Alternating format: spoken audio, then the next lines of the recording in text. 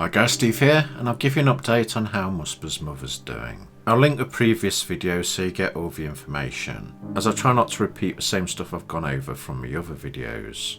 She's on tablets and been having chemo once a week for months to try and reduce her myeloma cancer. On the left is her blood test results when she was first diagnosed with cancer, and on the right is after months of chemo treatment. The numbers don't mean much to us as we don't understand what the normal numbers are meant to be, but they're better than what they were, and the doctors are pleased with how the medication's going, so they have been preparing her for the next stage of treatment, which is to give her a massive dose of strong chemo to try and kill the myeloma cancer, or at least hopefully stop it from being harmful for decades, hopefully. For this she had to go on a dialysis machine to take something out of her blood. We think it's white blood cells, but Misbah's not 100% sure in a translation. These were cleaned and saved, then they will be given back to her once she's had a chemo. She was only meant to go in for the dialysis once for 5 hours, but she ended up going back there 3 days straight until they had enough of what they wanted.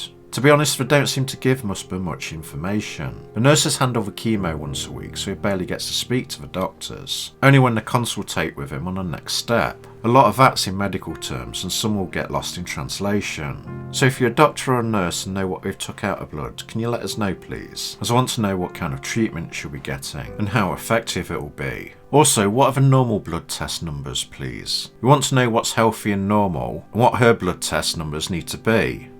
When they give her a large amount of chemo in the hopes to kill the cancer, she will have to spend a month in hospital to watch her and make sure she's okay. It sounds like the chemo is going to weaken her system, which would be bad enough normally, never mind with all COVID around.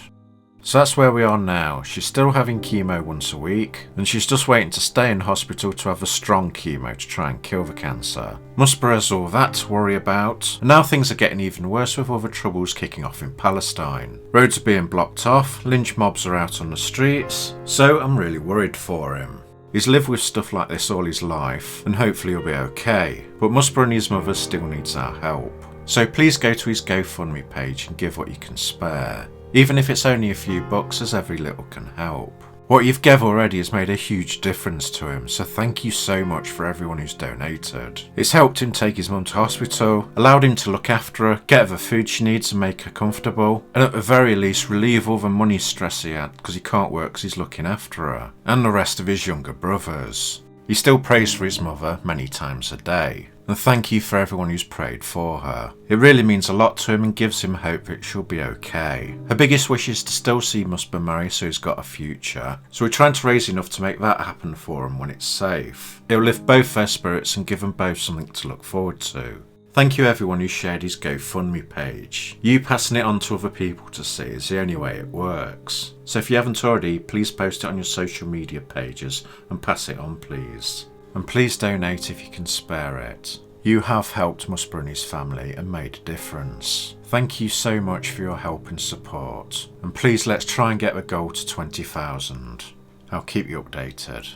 And thank you all. Goodbye.